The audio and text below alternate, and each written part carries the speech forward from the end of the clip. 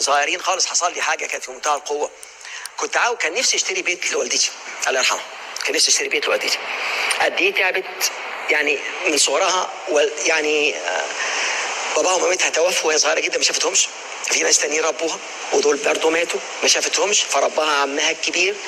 فمن ساعه ما جت في الدنيا ما شافتش. عارف، كان نفسي اعمل حاجه علشانها، كان نفسي اشتري لها بيت، وفعلا قدرت وجمعت فلوس. وبعدين كنت عايز اشتري لها مكان يكون اكبر شويه، هي ما تعرفش على فكره.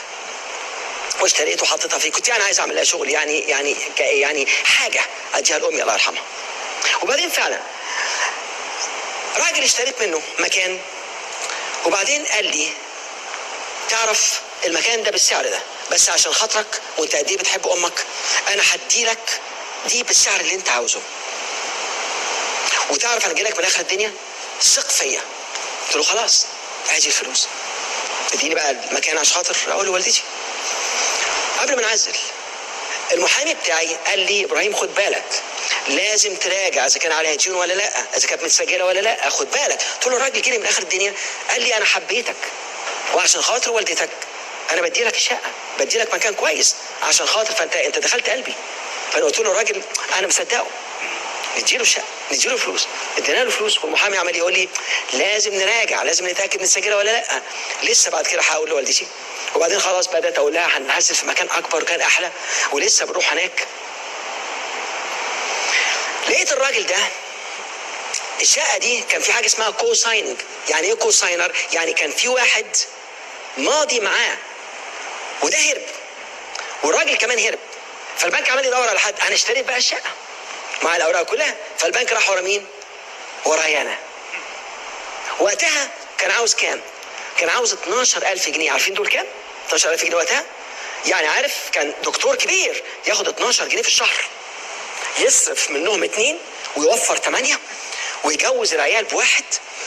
عارف يعني ده، يعني عارف المبالغ دي مبالغ ضخمه في وقتها جدا جدا جدا، يعني مبالغ كبيره. يعني دلوقتي بتتكلم مثلا يمكن تخش في اكتر من 150 او 200 الف جنيه او اكتر كمان. اجيب الفلوس دي منين؟ اعمل ايه؟ فاتكسر قلبي. عارف لما حد تكسر قلبه؟ وبعدين اتفرج بقى، طبعا اخواتي عارفين ولسه هننقل. فجت اخت من اخواتي قالت لي عاوز تمادي ماما فين؟ ما احنا قاعدين في الشقه. عامل لي جدع سيادتك، انت اللي طالع وانت اصغر واحد فينا تجيب لماما شقه؟ يا راجل بلا خيب والله العظيم ده العداد.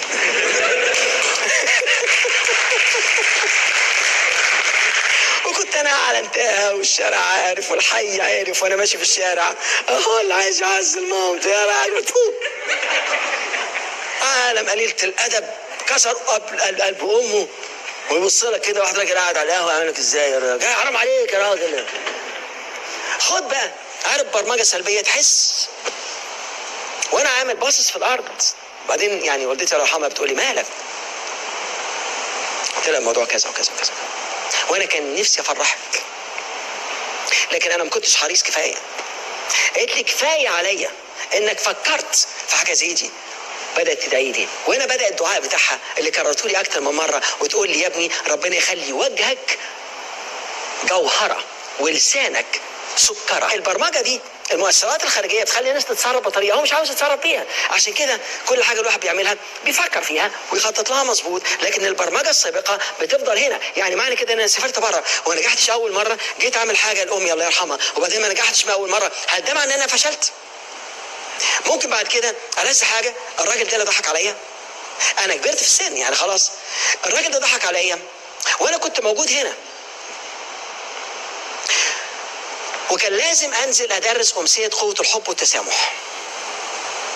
وانا الراجل ده كنت شفته في الشارع، عارف يعني، ولا حزام اسود هيطلع معاه هتاكل فخده معاه هتقضه. ابراهيم فين؟ بياكل فخده. انا عايز من كتر ما انت عايز تقعد تخربش فيه وتعض فيه. وبعدين قال بعمل قوه الحب والتسامح، فكان لازم اسامحه عشان اعرف اللي انا بديه اكون انا عايشه واكون انا حاسس بيه. قلت يلا مسامحه في الله وان شاء الله ربنا هيفتح عليا ويكون احسن. فربنا فتح عليا الحمد لله، وخدت لامي مكان اكبر واحلى، ومشيت في الشارع رافع راسي. قلت لهم شوفوا، مش معنى ان انا وقفت مره ان انا فاشل، ولكن دي نتائج خلتني حريص. فلما اتعامل مع الناس بعد كده لازم اراجع في تسجيل ولا لا، على دين ولا لا، على نظام ولا لا. فمش معنى انت وقعت مره فده فشل، بالعكس الفشل والنجاح دي نتائج في دين الله سبحانه وتعالى.